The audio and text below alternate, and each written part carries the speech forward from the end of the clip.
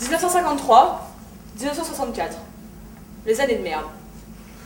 Au fait, mon nom à moi, c'est Robert Bradley. Je dis à moi, mais je devrais plutôt dire à nous, puisque c'est aussi celui que portait mon grand-père. 1954, en avril, mes parents s'aperçoivent qu'ils ont oublié de m'inscrire à l'école. En septembre, mes parents réalisent que je vais enfin à l'école. Et quand, à la fin de l'année, je leur ai annoncé que je redoublais, ils m'ont offert une bicyclette. Ma petite fille Katrina habite avec moi. Elle m'aide beaucoup au café. Sans elle, c'est sûr, je n'y arriverai plus. Tous les matins, avant de partir au lycée, je remets tout en ordre dans le café pour que grand-mère Anna n'ait plus qu'à descendre ouvrir à ses fidèles clients à 7 heures. Cela ne me dérange pas de me lever tôt, c'est le café qui nous fait vivre, grand-mère et moi, et je dois travailler, c'est vital. Je ne voudrais pas avoir l'air de me plaindre, j'adore cet endroit, c'est chez moi et ça l'a toujours été. Au lycée, on me surnomme la fille du café. Ce n'est pas un surnom insultant, c'est exactement ce que je suis, la fille qui travaille dans ce drôle de petit café, avec une vieille dame. Le café fraîchement moulu, c'est aussi l'odeur qui vous suit partout. Il m'arrive de trimballer des grains de café dans mes poches, sous mes chaussures, dans un ourlet. Parfois, la fumée du percolateur me parfume les cheveux. Vincent est le meilleur ami de Katrina depuis le CM1. Il lui a plu parce qu'il était différent des autres. Il passe souvent manger un scone ou un beignet chez Anna avant son entraînement de natation. Ils s'installent tous les deux au café pour profiter de la tranquillité de café. Pendant quelques minutes, il oublie le but auquel il passe chaque instant de sa vie. Devenir champion de natation, obtenir une bourse pour une université prestigieuse et s'entraîner pour les Jeux Olympiques. Excusez-moi pour l'interruption, madame, je n'en ai que pour un petit instant. Je viens chercher une nana, enfin une jeune fille. Je dois m'acquitter de mes obligations. Katrina, tu es là? Tu peux descendre une minute, s'il te plaît? Il faut que je te parle.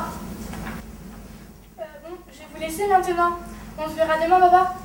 Oxa, je crois que tu devrais rester un moment. Nous avons des choses à te dire. Des choses à me dire? À moi? C'est grave? Grave, je ne sais pas, mais en tout cas, c'est très important. Je voudrais poser une question avant. Est-ce que je peux? J'ai vu une chose dans ton appartement, papa. Oxa, je te présente mon folle dingo. Ne t'inquiète pas, il est totalement inoffensif. Bonsoir, vous êtes adressée, petite fille de ma gracieuse. Qu'est-ce que c'est que ce truc, papa?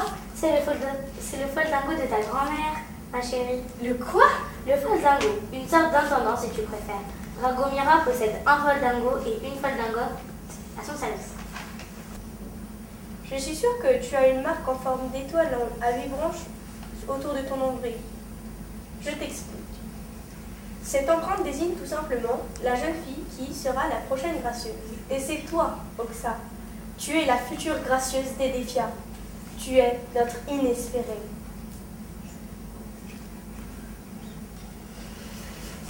Et puis un jour, j'ai croisé Katia lors de l'un de mes après-midi d'errance dans le parc de la ville. Elle était avec son nouveau petit ami. Elle avait l'air si rayonnante, si jeune. Et moi, je me sentais si vieille, si calme, si morte. Elle n'a pas changé de chemin. Elle est venue vers moi, fière et heureuse de me présenter son amour. Je te présente Alexandre. Ça va toi? Tu n'as pas l'air dans ton assiette depuis le début de l'année. Si je peux t'aider? Non. C'est juste de la fatigue, une petite déprime. Paraît que c'est courant à notre âge. Tu me manques, tu sais. Elle a dit ça, emportée par les bras affectueux de son petit ami.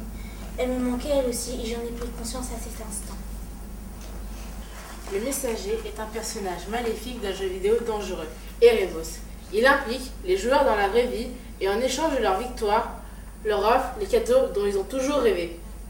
As-tu trouvé ta récompense? Oui, merci. J'espère qu'elle te plaît et que tu es content. Oui, elle me plaît beaucoup. Dites, je peux vous poser une question? Oui, que veux-tu savoir? Comment faites-vous pour savoir ce dont j'ai envie? C'est le pouvoir d'Erebos. Tu peux te féliciter de l'avoir de ton côté. Et tant que tu ne nous déçois pas, il restera avec toi. Morts! Ils sont tous morts! Morts? Mais qu'est-ce que tu racontes? Tes amis sont en état de mort cérébrale et c'est seulement maintenant que tu t'en aperçois. Je te jure! Va dans ton restaurant! Très bien. Non, n'y va pas. Pourquoi? Ils sont 3. 2 hommes et une femme, je crois. Ils ont dû rentrer par derrière. J'étais dans la salle de bain du rez-de-chaussée avec Kane et j'ai entendu leur voix dans la cuisine. Tu les as vus. J'ai jeté un coup d'œil par l'entrebâillement de la porte de la cuisine, mais je ne pouvais m'attarder. Normalement, un enfant de 3 ans ne devrait pas jouer avec des clous, mais leur normalité a pris la peau d'escampette ces derniers temps. Ils avaient l'air d'étudiants. Maman, j'ai faim. Redis-moi ton nom. Rebecca King. Et quelle est ta priorité numéro 1? Aider Carol Queen à la maison. Tante Carole. Tu dois l'appeler Tante Carole. Tante Carole, Tante Carole, Tante Carole. Tu as une petite somme d'argent. Je t'en envoie dès que possible. Il faut que tu l'aides. C'est une façon de la dédommager de ton séjour chez elle. Donc je suis en état de servitude temporaire, tout ça parce que tu as épousé un fou furieux.